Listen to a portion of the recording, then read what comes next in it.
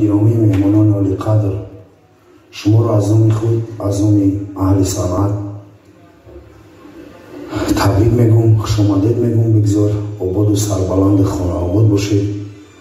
من اینجا اکای مهربان جان اومده، از نام مهربانی روشن شما را تبریک میکنیم.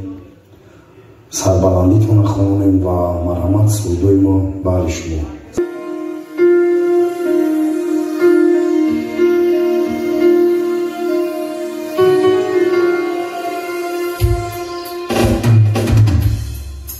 دوری چی دوری چی دوری وای تو دوری، منم خاموش میان شور و غوغا، میان مردمان تنهای تنها، بلب گر خنده دارم والدی